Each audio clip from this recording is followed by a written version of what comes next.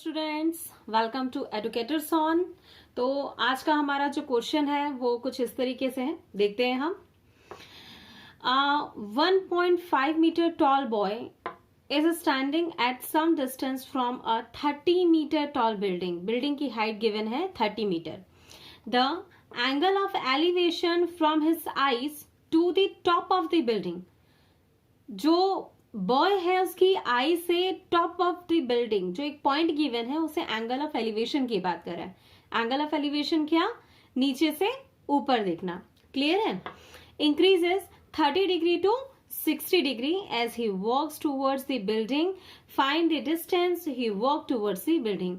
अब उसको ये पूछा है क्वेश्चन ने कि जब 30 डिग्री से 60 डिग्री एंगल ऑफ एलिवेशन हो जाए तो उसने कितना डिस्टेंस वॉक किया होगा कि ये हमको एंगल में इंक्रीजेस मिलते हैं। सॉल्यूशन स्टार्ट करते हैं। मैं आपको डायग्राम के थ्रू समझाती हूँ। चलिए, सबसे पहले क्वेश्चन में क्या चीजें हमें दी हैं उसके अकॉर्डिंग डायग्राम बनाते हैं। पहले तो हमें 1.5 मीटर टॉल बॉय दिख रहा है। कोई पोजीशन पता चली क्या? नहीं पता चली। तो हमें जो चीज क्लियर समझ में आ रही है वो ये समझ में आ रही है कि एक बिल्डिंग है जिसकी हाइट 30 मीटर है। तो क्यों ना पहले एक बिल्डिंग बना ली जाए। तो मैं एक बेस बनाती हूं। ठीक है, ये एक बेस हो गया आपका।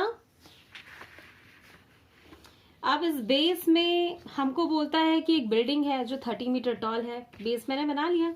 ठीक है, ये ग्राउंड है, लैंड हो सकता है, कुछ भी। ठीक है, तो मैंने एक बिल्डिंग बना ली जिसकी हाइट हमें गिवन है 30 मीटर। बिल्डिंग मैंने कुछ इस तरीके से ड्रॉ कर ली है। बुक वगैरह में आपको जैसा दिखता है कीजिएगा। तो बिल्डिंग के टॉप पे एक पॉइंट है, ठीक है, और एक लड़का है, एक बॉय है जो बिल्डिंग की तरफ आ रहा है। ठीक है, हमें जो क्वेश्चन कहता है वो क्या कहता है?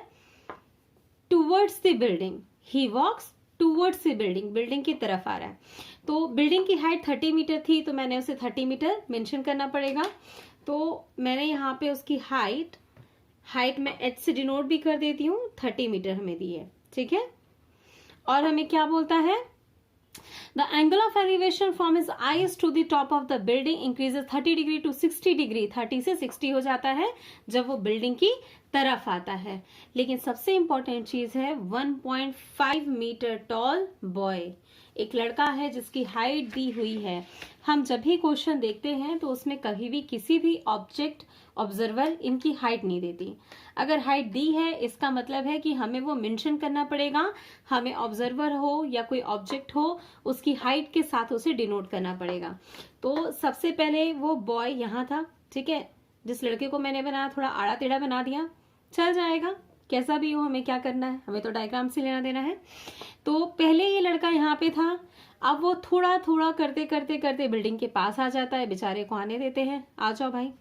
वो पहुंच गया तो चेंजेस क्या आ रहे हैं? क्या हमें क्वेश्चन बोलता है कि जब ये बॉय इस बिल्डिंग की टॉप पे कोई पॉइंट को देखता है तब उसका एंगल ऑफ एलिवेशन रहता है 30 डिग्री। ठीक है, तो एंगल ऑफ एलिवेशन कैसे बनेगा? ये लाइन ऑफ साइट हो गई। अब हॉरिजॉन्टल लेवल क्या होगा? इसकी आई से होगा, ऑब्जर्वर की आई से ही हॉरिजॉन्टल लेवल बनता है। तो मैं हॉरिजॉन्टल लेवल बना देती हूँ यहाँ पे। ये ऑब्जर्वर की आई से मैंने हॉरिजॉन्टल लेवल बना दिया है। तो ये एंगल था 30 degree, angle of elevation. Clear है? लाइन ऑफ साइट मैंने ड्रॉ कर दी, हॉरिजॉन्टल लेवल ड्रॉ कर दिया। ये पोजीशन फर्स्ट थी और अब वो सेकेंड पोजीशन पे आ जाता है।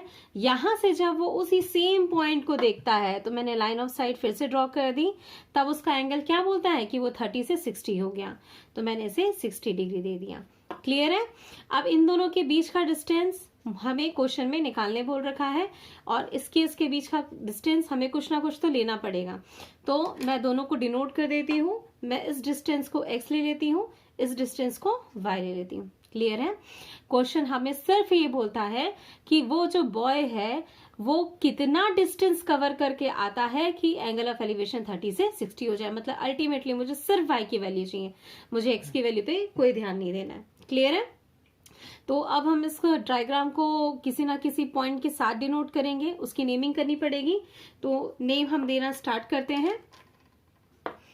A, B, C, D, इन दोनों पॉइंट की जरूरत नहीं है, ये तो उसकी हाइट को डिनोट करेगा, मैं इसे ई दे देती। क्लियर है? अच्छा, बॉय की जो हाइट थी वो क्या दिया है हमें, 1.5 मीटर। क्लियर है? जो बॉय की हाइट दी थी हमें 1.5 मीटर दी थी।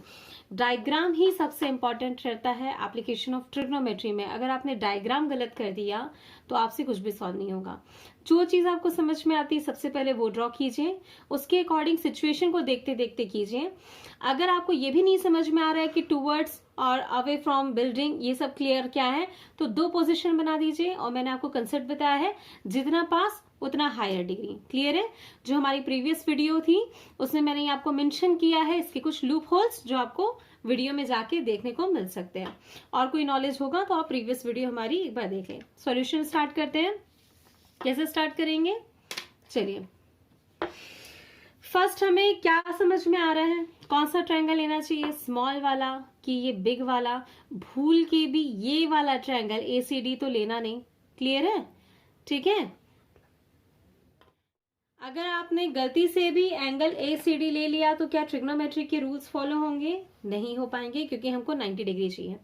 90 डिग्री के लिए हमारे पास 2 ट्रायंगल है। हमारे पास ABC एक ये ट्रायंगल है, हमारे पास ABD एक ये ट्रायंगल है। दोनों ट्रायंगल में हमको XY बेस में मिल रहा है, तो हमारे पास ये लाइन ऑफ साइट के लिए कोई वैल्यू नहीं है, तो ये हाइट का काम आएगा। हमारी जो वैल्यू है हाइट की वो काम आएगी। हमारे पास जो एक्चुअल में हाइट गिवन है बिल्डिंग की h=30 मीटर, ये तो AE की हाइट है, मतलब AE की वैल्यू है। हमको चाहिए AB, तो कैसे निकलेगा? ध्यान से देखिए, जो बॉय की हाइट है वो 1.5 है। अगर मैं इस पूरे AE में BE जो कि इस बॉय की हाइट के इक्वल है माइनस कर देती हूँ तो मुझे AB मिल जाएगा। तो सबसे पहले तो मैं यही करूंगी कि मैं हमारे ट्रायंगल के लिए जो वैल्यू चाहिए उसे निकाल लूंगी। तो यहाँ पे जो जो दिया हुआ है वो लिख लेते हैं। Height of building, height of building h=30 metre, ये हमें गिवन है। हाइट ऑफ बॉय, ये हमें गिवन है क्या? बिल्कुल गिवन है। हाइट ऑफ बॉय हमें 1.5 मीटर गिवन है। ठीक है? Then what? मुझे AB चाहिए है। AB क्या हो जाएगा? AB हो जाएगा AE, मतलब H माइनस क्या हो जाएगा? 1.5। 1.5 क्या है? बॉय की हाइट है। AB मुझे कितना मिल जाएगा? H यहाँ पे मैं मेंशन कर चुकी हूँ ऑलरेडी, इसलिए मैंने डायरेक्ट लिख दिया है। H हमारी 30 है, तो 30 माइनस 1.5 हमारी वैल्यू AB की आ जाती है 28.5 क्या? मीटर। क्लियर है? चलिए, अब हमारे पास AB की वैल्यू आ गई है, तो हम ट्रायंगल लेंगे। किस किस ट्रायंगल को आपको यूज करना है मैंने ऑलरेडी आपको बता दिया है, पर लेना किसे चाहिए? हमेशा कोशिश करिएगा वो ट्रायंगल जो छोटा हो उससे शुरू करो। अगर बड़ा लोगे तो 2 वेरिएबल टर्म आ जाएंगे, जो आपको प्रॉब्लम, जिससे वजह से आपको प्रॉब्लम फेस करनी पड़ेगी। तो छोटा वाले ट्रायंगल से हमेशा आपको स्टार्ट करना है। एप्लीकेशन ऑफ ट्रिग्नोमेट्री में ये बेस्ट सॉल्यूशन रहता है, आप छोटे से स्टार्ट करिए। तो मैं स्टार्ट करती हूँ इन दी ट्रायंगल व्हाट? ABC। ठीक है? ABC मैंने ले लिया है। मैं क्या वैल्यू हूँ? मेरे पास अभी AB की वैल्यू है क्या? हाँ है। मेरे पास अभी नीचे BC की वैल्यू है क्या? बिल्कुल। X जो है वो BC की ही वैल्यू है, पैरेलल है ना, इक्वल होगा। तो मैं स्टार्ट करती हूँ 1060 से। ऑब्वियस सी बात है, परपेंडिकुलर और बेस में यही रेशियो है। तो 1060 हमारा क्या हो जाएगा? AB this upon BC this. Clear है? 1060 की वैल्यू हमारी क्या होती है? √3। AB अभी हमने क्या निकाला है? 28.5। BC हमारे पास क्या है? BC हमारे पास X है। अब X की वैल्यू आपको निकालनी पड़ेगी। ठीक है? क्रॉस मल्टीप्लाई करते हैं। X यहाँ आ गया, 28.5 अपॉन √3 हो गया। ऐसी वैल्यूज हम नहीं रखते हैं, तो हमें इसे इंस्टेंट रेशनलाइज करना पड़ेगा। हमने इसे रेशनलाइज कर दिया। X = 28.5, ये तो वैसा ही रहेगा। √3 भी वैसा ही रहेगा, नीचे आ गया 3। क्या ये इससे कैंसिल होता है? आप चेक कर लीजिए। हाँ, ये 3 से मल्टीप्लाई होता है, सम जो है वो डिविजिबल है।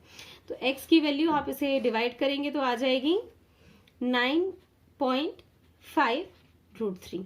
चूंकि हमारी जो वैल्यू गिवन थी वो मीटर में थी, इसलिए हम यहाँ पे x की जो भी वैल्यू आएगी उसे मीटर में ही मेंशन करेंगे। अभी ध्यान से देखिएगा, according to our diagram we got the value of x की वैल्यू हमें मिल गई है, पर मांगा क्या है उसने? वो तो बोला है कि जब बॉय एक पोजीशन से दूसरी पोजीशन आता है वो डिस्टेंस निकाल के दो। क्लियर है? तो हमें तो अभी सॉल्यूशन मिला नहीं, क्या बची है हमारे पास? दूसरा वाला ट्रायंगल। मैंने इसीलिए आपको कहा था कभी भी ऐसा ट्रायंगल मत लीजिए जिसमें दो दो वेरिएबल एक साथ नजर आए। छोटा ट्रायंगल लो, फटाफट सॉल्यूशन आएगा। अब हम ट्रायंगल लेंगे ABD। क्लियर है? तो फिर हम स्टार्ट करते हैं। इन द ट्रायंगल ABD अब हमें क्या लेना चाहिए? क्या क्या वैल्यूज है हमारे पास जो हम लेंगे? हमारे पास वैल्यू है अगेन AB और BD है क्या? BD की x और y। ऑब्वियसली बात है tan थीटा लेंगे क्योंकि हमारे पास लाइन ऑफ साइट की कोई वैल्यू नहीं है। क्लियर है? तो tan थीटा, थीटा की जगह हमारे पास क्या है? 30 डिग्री। तो ले लेते हैं tan 30 डिग्री। डायग्राम के हिसाब से अगेन ये हो जाएगा AB अपॉन BD। क्लियर है? tan 30 की वैल्यू क्या होगी? 1/√3। AB गिवन था, हमने निकाल लिया, वो था 28.5। और BD अब क्या हो गया? दो वेरिएबल आ गए, x प्लस वाई। क्लियर है? अब x की वैल्यू रखेंगे तो 1/√3, 28.5 ठीक है। x की वैल्यू थोड़ी देर पहले हमने निकाल रखी है 9.5√3 प्लस y। क्लियर है? क्रॉस मल्टीप्लाई करते हैं, ये पूरा इधर आ जाता है तो 9.5√3 प्लस y इक्वल्स टू, मैं इसे मल्टीप्लाई करती हूँ तो 28.5√3। ये वैल्यू दोनों √3 है इनके साथ, तो इसे ट्रांसफर करती हूँ, मुझे मिल जाएगा 28.5√3, ये इधर आ गया माइनस 9.5√3। क्लियर है? माइनस किया तो हमें क्या मिल गया? y इक्वल्स टू, माइनस कर लीजिए, इट्स 19√3। आप चाहें तो √3 की वैल्यू रख सकते हैं, पर मत रखिएगा जब तक आपको क्वेश्चन में √3 की वैल्यू मेंशन ना की जाए। क्वेश्चन में लास्ट में एक ब्रैकेट मेंशन करेगा, √3, √2, √5 एक्सेट्रा, तभी वैल्यू पुट करिए, अदरवाइज मत करिए। इवन जब आप एग्जाम में क्वेश्चन में मेंशन कर दिया गया कि √2 की वैल्यू दिस, ठीक है, लास्ट में जरूर पुट करिए क्योंकि वो आपको डिमांड कर रहा है कि आप उसकी वैल्यू रख के क्वेश्चन बनाएं। क्लियर है? y जो था वो बॉय का डिस्टेंस कवर्ड था, जो कि हमें क्वेश्चन में पूछा था। मैं ये जो आंसर निकाली हूँ, हमारी क्वांटिटी मीटर में थी तो मीटर लिख दे रही हूँ। हमारा सॉल्यूशन कुछ इस तरह आएगा, the distance covered by boy is y equals to 19√3 metre. Clear है? यही हमारा सॉल्यूशन। Thank you.